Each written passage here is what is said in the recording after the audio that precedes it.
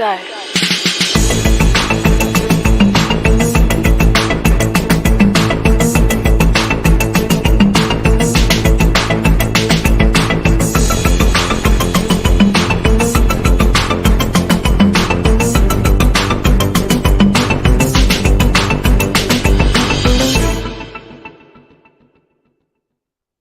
Hello and welcome to Writer Mother Monster.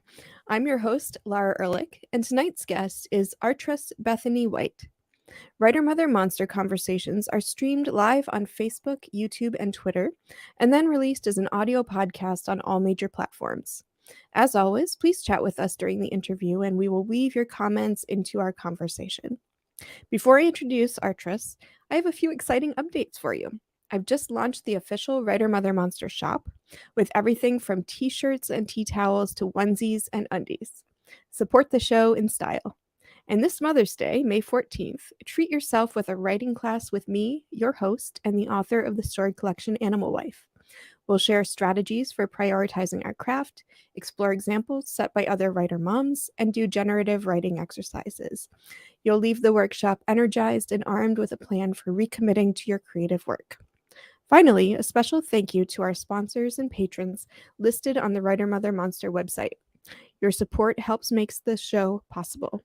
If you enjoy the episode, please consider becoming a patron or patroness to help keep the podcast going. For details on the store, class, and sponsorship, visit writermothermonster.com. Now I'm excited to introduce Artress. Artress Bethany White, Associate Professor of English at East Stroudsburg University, is a poet, essayist, and literary critic. She's the recipient of the Trio Award for her poetry collection, My Afmerica, Poems, and the essay collection, Survivor's Guilt, Essays on Race and American Identity, which received a 2022 Next Generation Finalist Indie Book Award and is listed as a CLMP social justice read. Her research interests include American slave archives and contemporary African American prose and poetics. She has 4 children, ranging in age from 14 to 26, and she describes writer motherhood in 3 words as determined, fierce, improvisational. Now join me in welcoming Artress. Hi. Hello. Thank you so much for joining us. All right. Well, thank you for having me. Yeah, so I'm excited to speak with you. And let's start with those great 3 words that you used to describe writer motherhood. Determined, fierce, improvisational. Yes, all of that. Determined. I think that pretty much explains itself, right? Just knowing that the decision was made, the child is here, you're there, and together you are going to push through. Folks say that it's 18 years, right? It's really a lifetime. So you don't stop mothering. But I definitely know that I kept that 18-year mark as a milestone in my mind for my older kids. And it's true, there's a shift. It becomes more like a collaboration. Ooh, I want to come back to that. Definitely. I'm looking forward to collaboration. Yes, it's a nice phase to be in. So yeah, that's determined. What were the other 2? Fierce and improvisational. Fierce. Oh my goodness. Fierce. Well, we do battle for our cubs all the time, don't we? And that's, that's a part of it. And I think just making sure that your kids are in the right place and in the best hands. When those test scores come back saying that your kid should be in the standard class, and you're like, wait a minute, they're 1 point away. No way, into that honors class. So that's the fierceness, right? Making sure they stay on your track the way you've decided their destiny should play out, at least while you still have that level of control, right? Improvisational, you do need to be able to go with the flow, right? And there's a lot of that. There's a lot of improvising in the moment, thinking on your feet, right? And making it happen. So yeah, those are good choices. I'm surprised at myself. I like them. No, when I read those, I was like, oh yeah, I like the fierce one especially. Mm, That's a good one. But let's go back to determination for a second because I yeah. loved that 18-year mark. And I had Mm, always heard, I think that 5 was the age that it becomes a little bit easier and you can kind of mhm. like sit and get some work done. And now, Right. I'm past the 5-year mark and that's true. So I think 18 will be my next marker. So tell me what I can Ah, expect at 18. okay. Well, I mean, then, I think you go through a phase in the teens where you have to say, I'm not your friend, I'm your parent, right?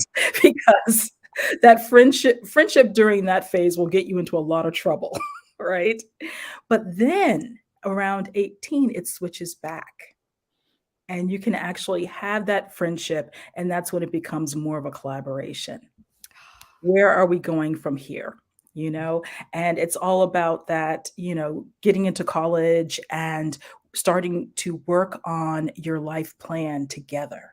You know, I love talking to older kids about uh, the classes that they were taking, how to negotiate relationships with their professors, Mhm. interesting assignments, internships, all that good stuff, right? So just staying in the loop, and it makes the experience a lot easier for them as well. They have someone they know they can go to who has had some experience with, the university, and if not, a parent who's at least read up on it, so they're ready. They can vicariously attend with their kids.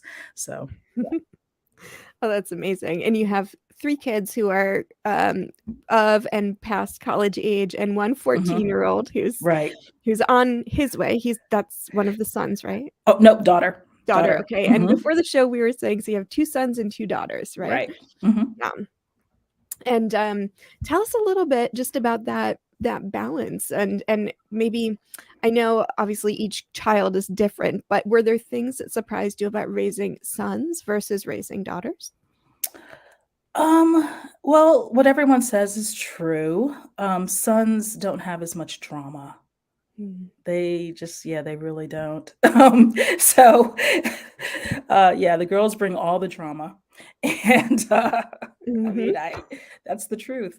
But one of the things, I try to be mindful of was, a level of equity about, what they were responsible for. Like, I definitely did not let the boys get away with messes. Mm. I was not for that at all. So, no dishes lying around, no letting your sisters pick up after you, none of that. Right? Mhm. Everyone had to, toe the line and do for themselves. So that was something that I tried to be mindful of. Yeah. Tell me why that's so important. Because don't I wouldn't want them to carry that into their relationships. You know, one of the things that we modeled for all of the kids, I think, so like what a healthy relationship looks like. One of the things that drew my husband and I together was the fact that neither of us likes to fight. Mm. We don't like that kind of emotional drama, and so we decided that, yeah, that's the way we were going to operate as a couple. And, it's work, like we might have like a blowout every once or twice a year, but that's it. Yeah. Meaning one of those like, I'm gonna really talk louder than you and prove that I'm right in this situation, right? But I mean, Mhm. my kids can attest to this, it's that's just the way we roll.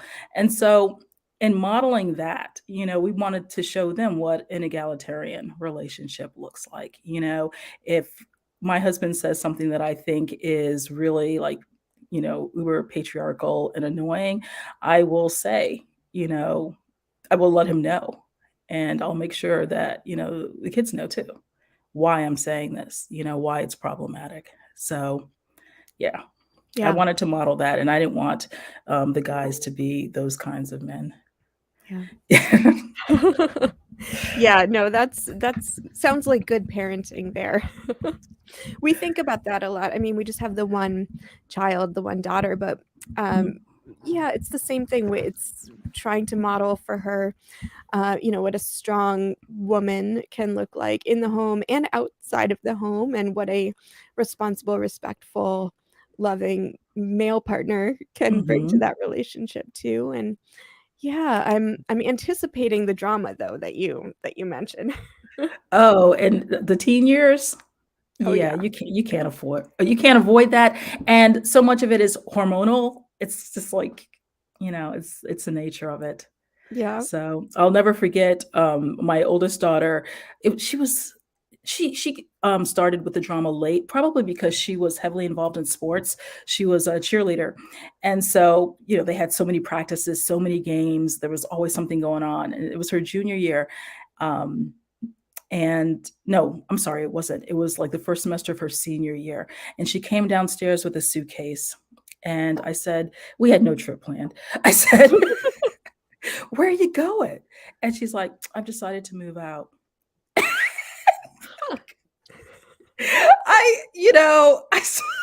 I looked at my husband and I said, look, I can't right now. You handle this one. But are you kidding me? She literally thought she was just kind of, going to go out and get a cab and go off. And, she talked to us later. I was like, yeah. Wow. Yeah, it seems so easy then maybe that you could just kind of, go off and make it work and Hmm. whatever, but if they only knew what being a What's grown up is like, right? right? Exactly. Yeah. And what That's are your older kids doing now? Oh, goodness. Okay, so she is gainfully employed, and was within like 6 months after getting her degree, in corporate. So yeah, she's a very good manager. Yeah. You know, very proud of her. I Oh, really am, because I know she's going to do well. Second oldest is in graduate school right now, working on a PhD, which he said he would never do, because we used to talk about this all the time, because I also have a PhD, and he's like, no, I'm not doing that. And I was like, well, what about a master's? I was like, we'll start there. And he's like, no, I don't think there's any need after my 4 years. And I'm like, okay. He's a mathematician. And so I said, now look, you, by nature of what you've chosen as your area of specialization, you're going to have to get some more degrees. mm-hmm. So it did work out that way, and now he's really enjoying it. Yeah, he That's just awesome. passed his exams recently. So that's, the halfway point, right? So he's Mm-hmm. very excited about that. Oh, that's wonderful. And what about the third oldest? The third, he thought he was going to chart a new path. So he's realized that's not going to happen. So he'll be starting back at university in the fall. Yeah. Yeah. Oh, And then the youngest is just watching all of this, and, you know, yep. Wait, right. thinking I'll do my own thing, and then we'll see what Uh-huh. happens. Yeah. Pretty much. It's like, no, don't try to do that. Not yet. Need some skills first. Well, what about you? So, were your parents academics as well, or how did you sort of come to your career path? Mm, wow, that's a good question. No, they were not. They were business people. In fact, my father wanted me to be a business person as well. And they were Burger King franchisees. The chapter where I talk about their whole business is Burger Princess and Survivor's Guild, and what it was like having, parents who had basically decided to go into business together. And it was a successful business in that it funded, us all, after their marriage. We were a blended family, right? So it funded all of us in our childhood and into college. So it Wow. was, quite lucrative for them. Um, but I decided that the business world wasn't for me. I always had a creative spirit. I was an avid reader, and I had tried doing some writing in high school, but it didn't really amount to much. I did it more from, like, dealing with emotionalism, a lot of, thoughts in my head, and, you know, that kind of thing. But I was an avid reader, and that helped me to declare an English major. Right, when I went to university. And so I remember being at college and having these conversations on the weekend when I would touch base with my parents, my dad still trying to convince me to change my major. He's like, he's like, please, you'll never make money. No, Dad, I really think this is right for me. It's a good fit. Yeah. And what does your husband do? He is a statistician. Okay, so that's where the math comes in from your, Right. yep, He's in okay. corporate as well. Yes. Yep. Yes. Wow. But, I've pulled him into my world. I give him books to read and, he never says no to a book. So this way we can have conversations, And beyond what he does. has he read your work? He has, yeah. He used to be one of my best critics, but then, I got to the point where it just wasn't, reasonable for him to read everything I was producing, right? Yeah. So sometimes when he hears me at a reading, he's like, "Oh my gosh, where did that come from? I've never heard that one. What is that?" It's like, yeah, I kind of moved on. Wow. So when did you make the it's not really a switch. When did you move on from sort of the emotional writing, the sort of angsty writing in college that resonates with me as well? I did that too. To the more professional writing. When did you sort of pursue publishing? I started publishing just a few years after I graduated undergrad, and I moved to New York, and that was a part of my beginning to carve out a writer, persona for myself, a public persona. And all of that went well, as far as it goes. And I started publishing in some journals. I'm trying to think what changed things was actually when I became pregnant with my first daughter. Really? And yeah, and I had been, living the writer's life in New York, journal publications, some anthology publications, regular readings in the city, attending, readings at like Nuyorican Poets Cafe, CBGB's, some places. And then I found that out and I suddenly looked around me and I said, wow, I'm really liking New York, but is New York City the best place to raise a child as a single parent? And I thought not. Now, this is before I found out about New Jersey. If I had to do over again, I probably would have just moved to Jersey and I would have been fine. Right? So, yeah, that changed things for me because once I was away from the city, I started thinking more job-oriented thoughts, because up to this point, I had been an instructor. I had been teaching as an instructor at Long Island University, and I had gone on to get a master's degree, but I knew that tenure had to figure in there somehow. Somehow I saw myself as a career academic. And so I realized that once I had my daughter, that I was going to have to get into a PhD program if I wanted that to happen. So that was the beginning of my academic odyssey of, getting a PhD while raising a child, a toddler. There were some fine moments, like the professor who I was taking feminist theory with, who said, "Oh yeah, bring her to class." And so there she was in this wonderful, like feminist theory, lecture with her bag of Barbies. And I was like, "Oh my goodness, this is so like politically incorrect." But no one said anything. No one critiqued me having her play with Barbies, They would just, give her a hug and like play for a minute and, life would go on. So yeah, it worked out. I had a lot of understanding professors. So you had to learn pretty early then how to write while mothering and how to, carry a career while mothering. So tell us a little bit about how you progressed as a writer / mother and what you're sort of logistically, how you managed to carve out that career for yourself while also being a mother to 4 children. Okay, that's a lot. That's a loaded question, yeah. Right. I think I there's this watershed moment that took place when I was enrolled in my PhD program, raising my daughter. and it was a new like half gallon of milk. And I opened it and I was cooking at the same time. I must have had oil on my hands and it slipped out of my hand and it fell on the floor and it started just pumping out of the container. It's like I knew there was no saving this container of milk. And so I was just about to go there, right? And I said, you know what? It doesn't even make sense to get angry about this.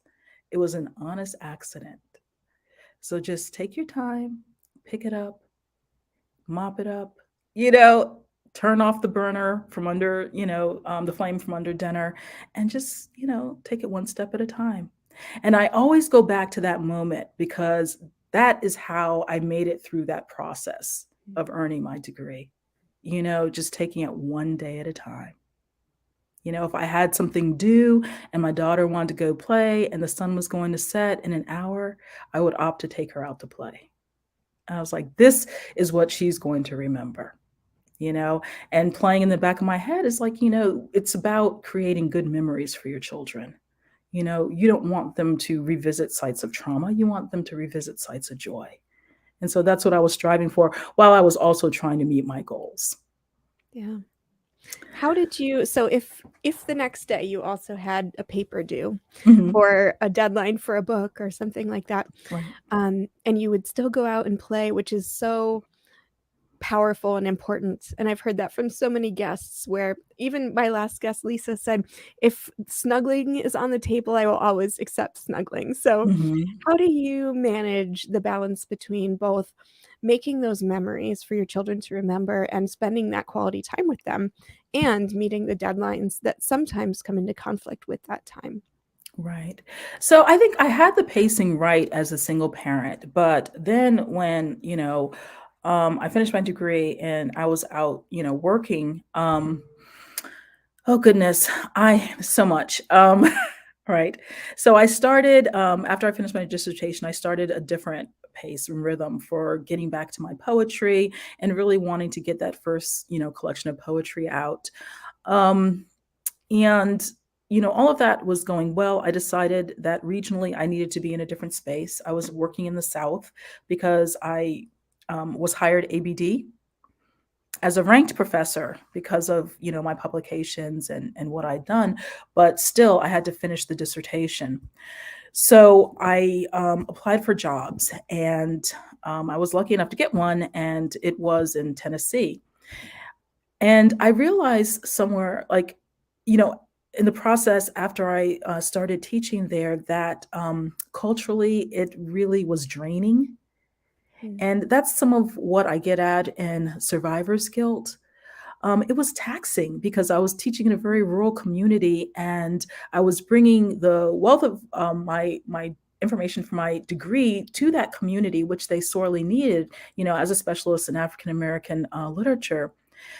But I had to, it was just like recreating the wheel. I had to start from the basics. There was so much lack of information. A lot of my students had come from what were historically sundown towns.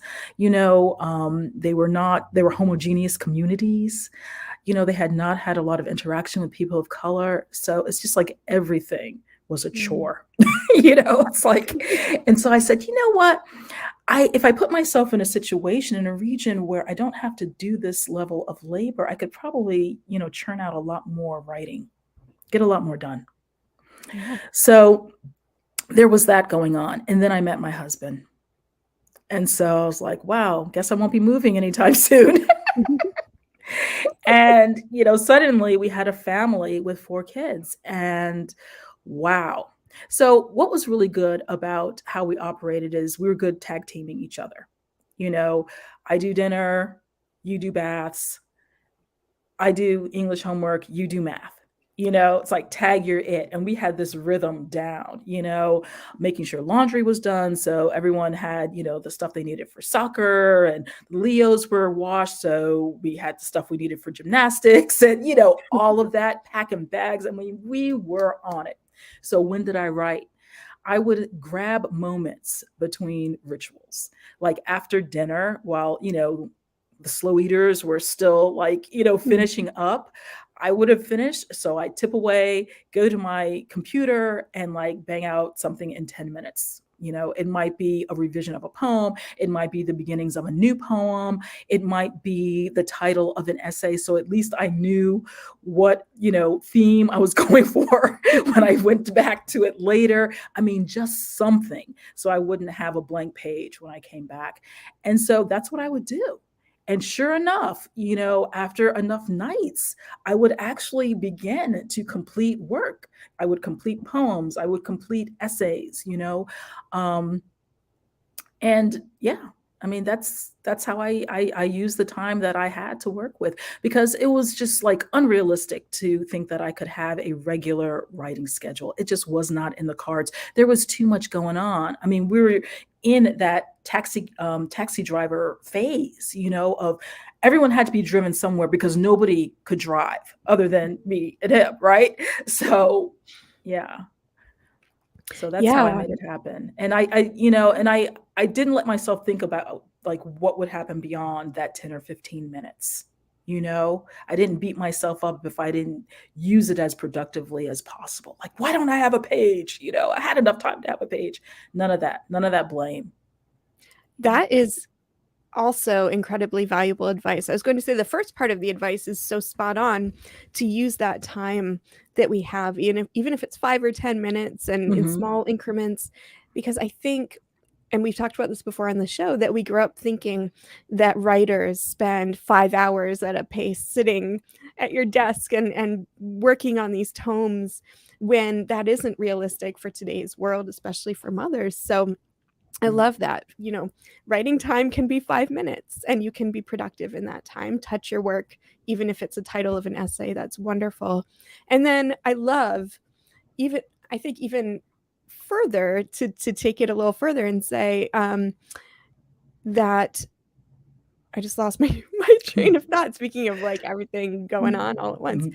But oh yeah, not to think beyond that short period of time. Because I'm definitely one of those people who's like, okay, how is this fitting into the whole novel? And what? And then you have this whole plan in mind, and if 5 minutes is all you have, you can't write a whole novel in 5 minutes. No. But you can write a paragraph of a novel. So that's great advice. Yeah. Yeah, and I think actually this could be a good moment to hear a little bit of the work that you produced in those short increments that led up to 2 works, your collection of poetry and your collection of essays. So your choice, what you'd like to share with us. Okay, so I actually thought about this, and I'm looking for, here it is, the essay collection. What I'm going to do is I'm going to read a little bit from the collection and then switch to a poem. Great. And let's see, give me 1 second here. Yeah. This is going to be about my mother. Because this is really interesting. So survivor's guilt. Survivor's guilt was an opportunity for me to deal with my mother's history, as well as what was going on in my own life. And that history is that I inherited an oral slave narrative from my mother. I was not raised by her. I was raised by my stepmother. And so our relationship actually, began in my adulthood, even though I had visits with her as a child. So for the first time, she was able to hear me read and hear me talk about my work just a month ago in North Carolina, right? And so it was a really special moment because she had only heard me talk about it. She had never experienced it. And I think she was kind of blown away, by it. So, yeah. Oh, I'll give you the full screen here. Take it away, Artress. All right. As a kid, I recall my father's emphatic words, "Your mother is not white," after almost hitting the brakes in the middle of the highway following my offhand reference to my mother's race. Offering proof, he explained that both of my maternal grandparents were Black, which made her also Black, despite her red hair and freckles, which seemed to state otherwise. Corrected, I stared out the window of the moving car, marveling that I had spent nearly the first decade of my life believing my mother was white because of her fair skin, hair that did not kink, a face full of lintogens, and feet that were the same color on top as they were on the bottom. Realistically, I should not have been blamed for misreading my gene pool as a kid. After all, my parents had separated during my infancy, and my father had always been my custodial parent. I could count on one hand the number of times I'd visited my birth mother before graduating high school. Still, I had accepted in my child's mind that my mother was white, and it certainly didn't change the fact that she was my mother, despite my own deeper brown complexion.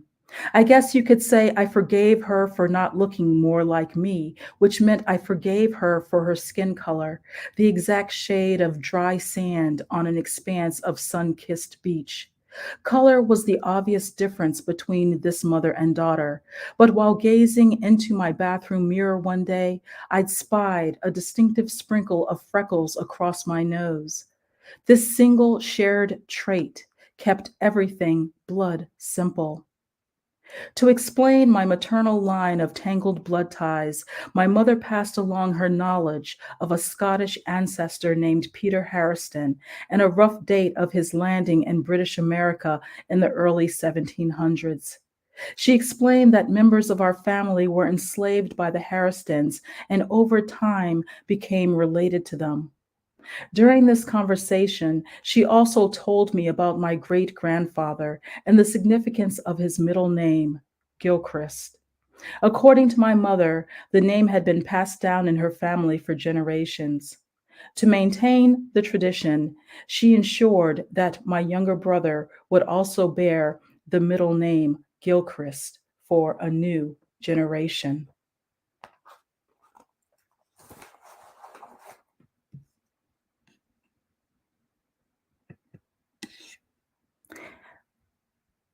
This is a poem that is from a new collection that I'm working on, and it was published in Tahoma Review. Matrilineal. I think about my mother, tied by blood, swirling me in racial taxonomies, wanting nothing to do with slavery. Her love of Disney over planter tableau, technicolor bright with a catchy beat. Contemplate my mother, knotted by blood, heard tap-tapping through plantation pages, heir to red hair, freckled skin, Scottish genes, who will have nothing to do with slavery. Fate is African and Euro lineage, set on a ship's route, cargo and steerage. I think about my mother's fettered blood. From childhood, our genealogy parsed to ensure memory by a woman wanting nothing to do with slavery. I have seen the letters and shackled names, the bloated body of words on the page. I consider my mother tied by blood, whose body screams of slave history.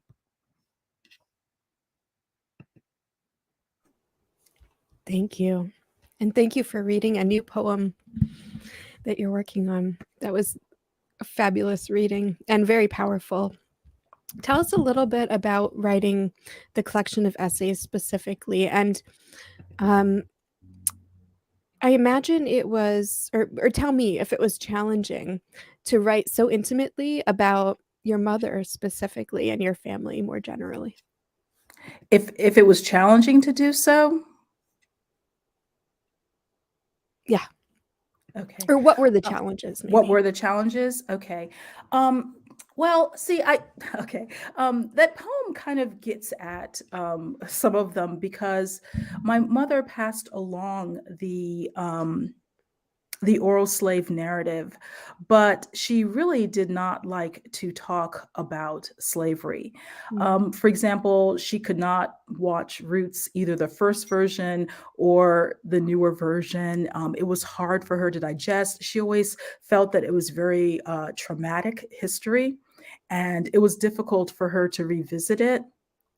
And so, on the one hand, I had the blessing of this family narrative, which I started to pass along to my own daughter. And in the middle of having that conversation with her, I said, I really need to write this down. It's time for us to not continue to pass it orally. We don't have to do that anymore. It was, done historically for a reason. My great grandfather was the last member of my branch of the family born on a plantation in 1865. Mm. And he was actually, enslaved technically as a baby for several years, and I'm sorry, for several months until the end of the Civil War. So, once my great grandfather, obviously, was free and was raised, as a free person, we didn't have to pass that oral narrative anymore. Right. It could have been, committed to paper at that point, but instead it was passed down and she inherited it from him and her mother, you know?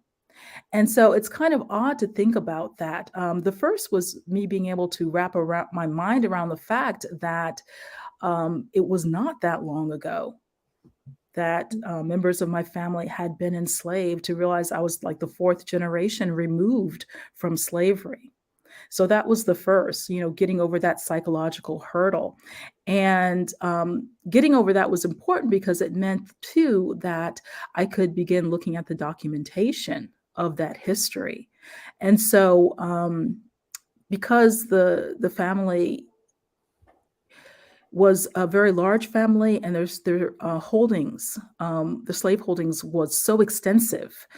There were plantation records which survived, that history, and they were given to one of the university libraries. And so I was able to actually go through these archives. Um, it's it was an intense experience doing that. And, every now and then I would share a little bit with my mother, but, sometimes even that would be difficult for her, you know. Um, I'm sure that there are a lot of stories that she grew up hearing that she really didn't want to revisit, Mhm.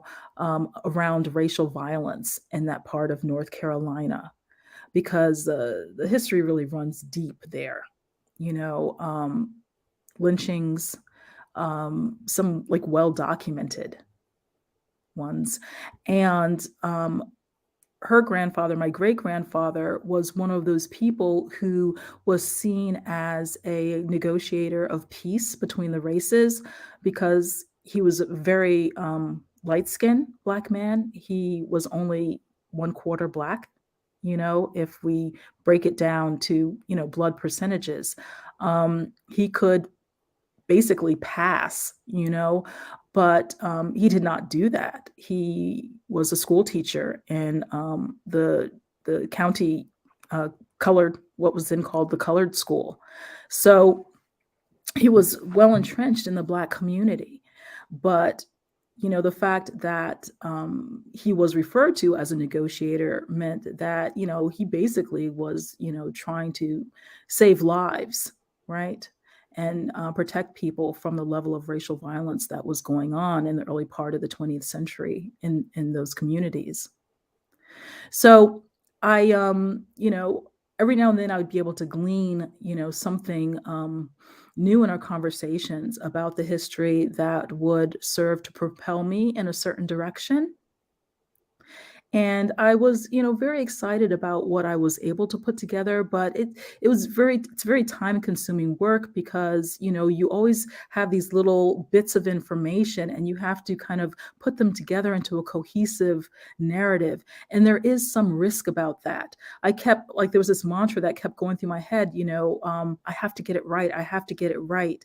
And then at some point you just realize that everything is not going to be exactly right? Because there are gaps in this information, but you just do the best that you can. And if ever someone comes forward and they correct it, you should be thankful because, then you can go forward and have the corrected aspect of the story that you had been searching for, but, was just, you found elusive.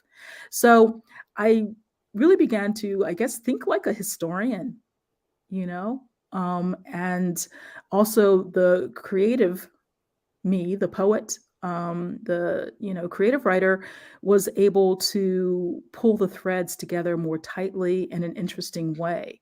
So while there were challenges, there was also excitement when I would, read sections of the work before it was published as a book, and people were engaged.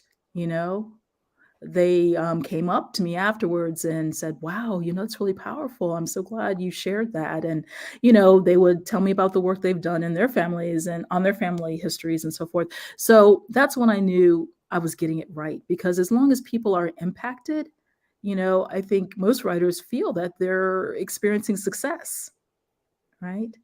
Oh, If it, absolutely. Yeah. yeah.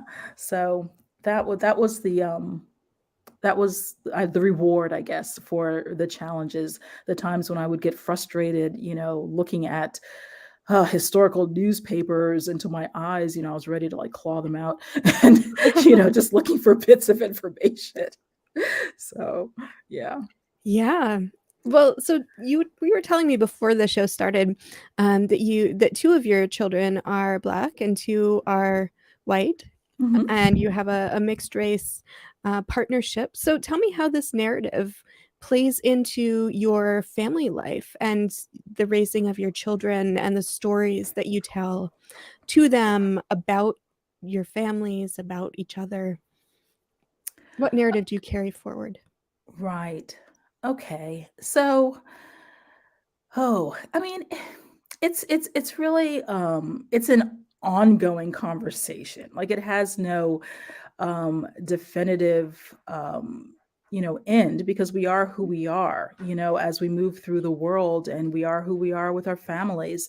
The major difference was that we basically were able to talk openly. We established that about race in our family.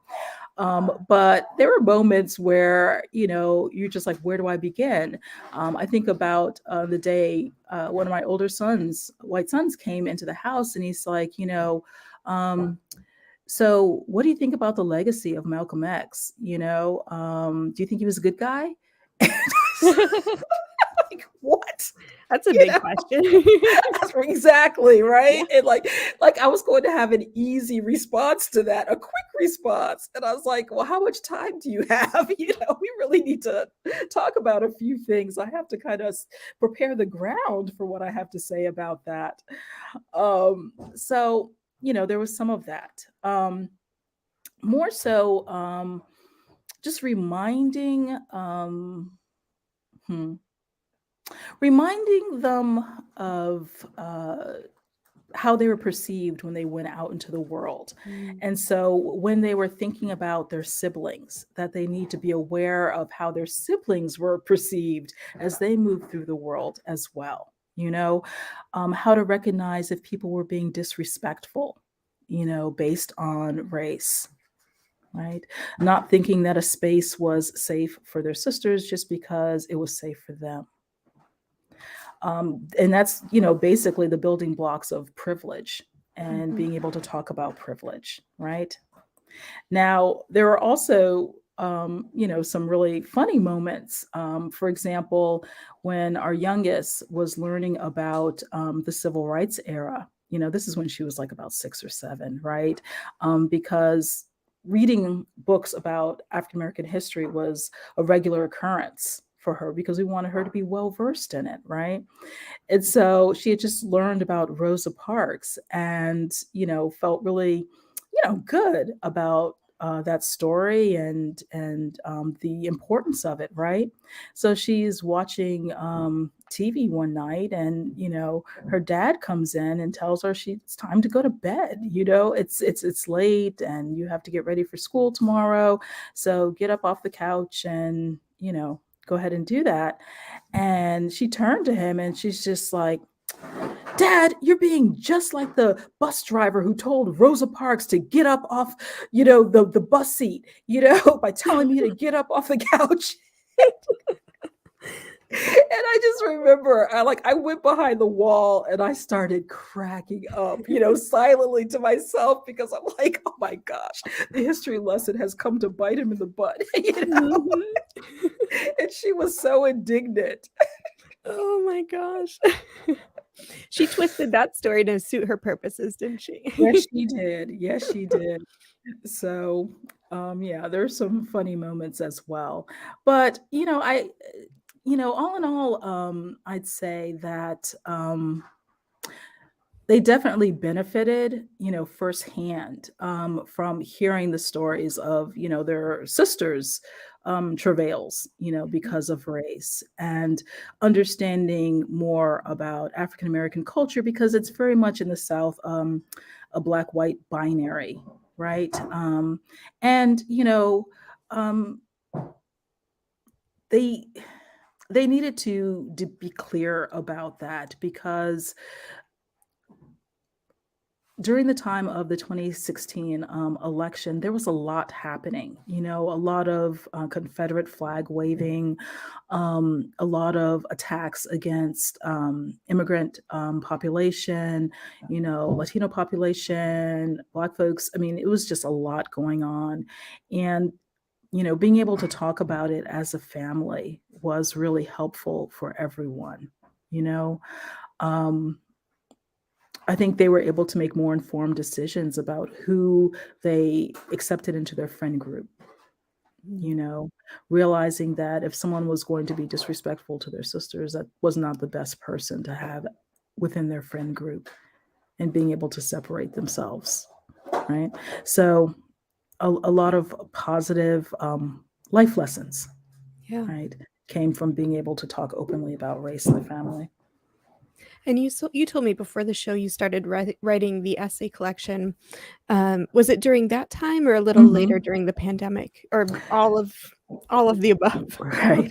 I started writing a little bit before the 2016 election, and then post-election, I was, Mhm. finishing them out. And then the first edition came out during the pandemic. Second edition came out just this past August.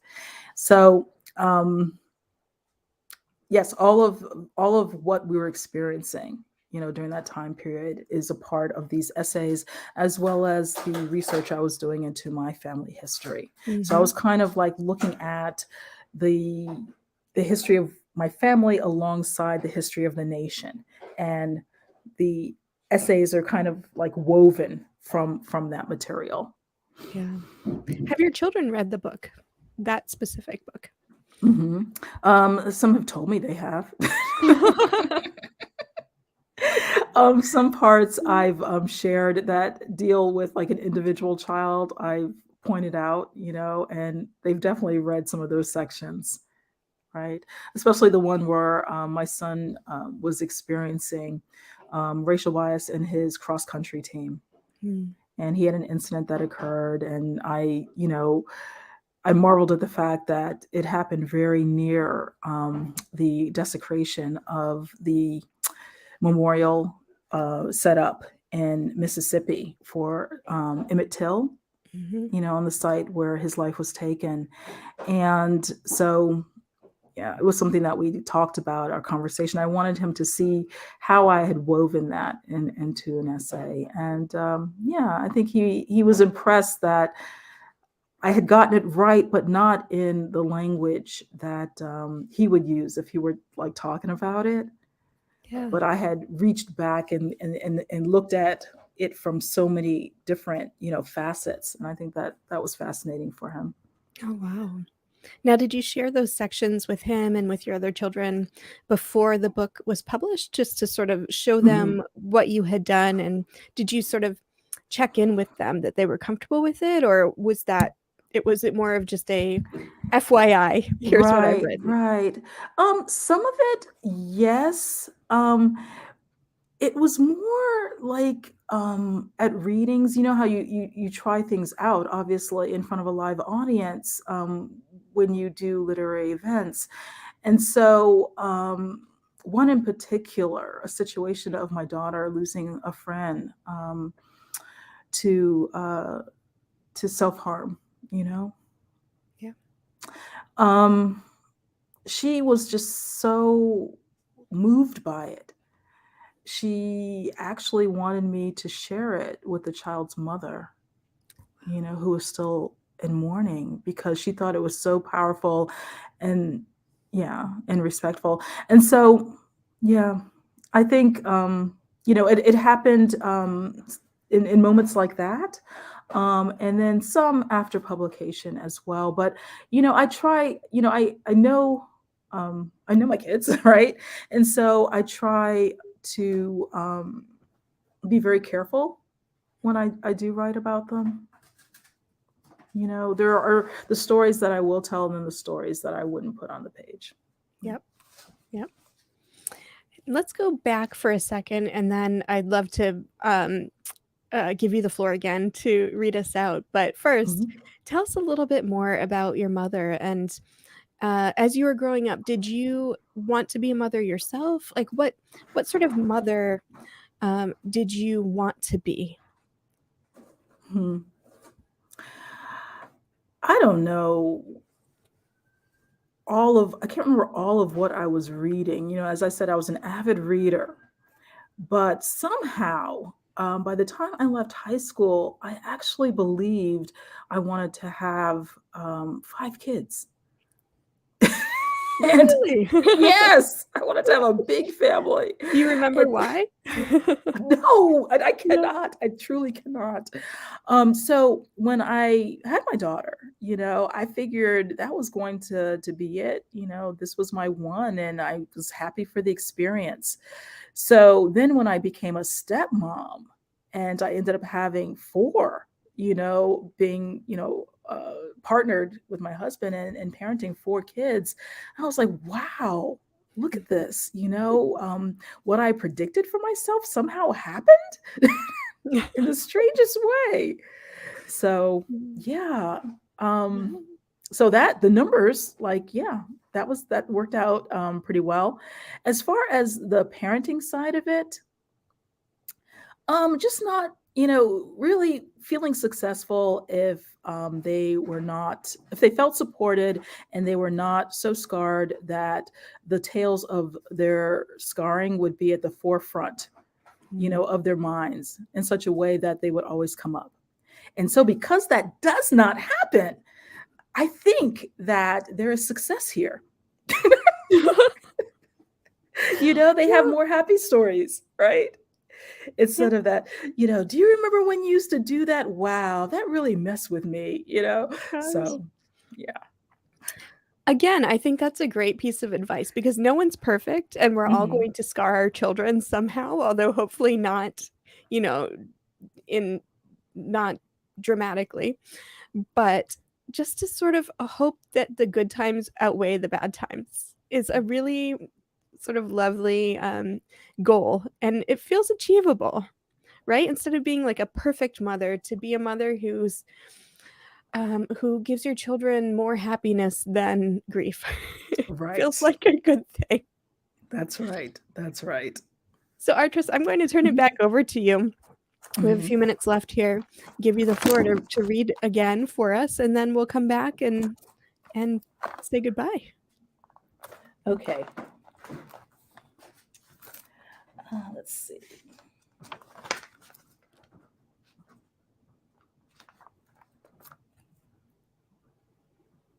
This is from chapter 6, a chapter titled Childhood Keepsakes. On a beautiful late summer day in a small northeastern Pennsylvania town, members of my husband's family have gathered to deliver Native American artifacts that have been in his family for approximately 70 years into the hands of curators at a local Native American museum. The artifacts belonged to his grandfather, who once, according to family lore, enjoyed a relationship with local Native American tribal leaders. The story goes that some of these artifacts were gifted in recognition of his work as a Boy Scout leader. In his role as troop founder, he devoted some time to educating young men about 19th century American history and culture in the Pennsylvania region in the 1920s and 30s. I, however, learned about the beaded moccasins, feathered headdresses, tobacco pouch, pink beaded headband, and other articles in casual conversation with my husband. Without thinking about it, I commented, "You know, you should give them back." My suggestion was a default reaction to all I knew of colonial settler exploitation of Native Americans, the words positing a return of traditional objects, however, flew out of my mouth before I even considered the specifics of back to whom. Now, 2 years after my casual comment, we were preparing to do just that.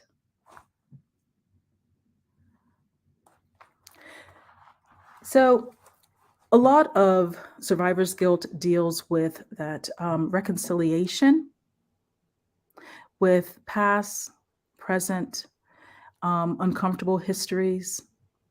And because of the makeup of my family and, just the circumstance of certain other communities and, like the artifacts I just described, I tell a lot of stories that touch on many communities. And so when I put the book out into the world, I really wanted people to walk away from it feeling a sense that reconciliation was possible. I think that's a beautiful message, especially where we are now with our society and with pandemic and with, the racial violence we're seeing throughout the country. So a message of reconciliation is a great one to leave us on. Thank you, Artress. Well, thank you. This has been such a pleasure. It has been. I really enjoyed it. Appreciate it. Me too. And thank you all for joining us as well. If you enjoyed the episode as much as I did, please consider becoming a patron or patroness of Writer Mother Monster.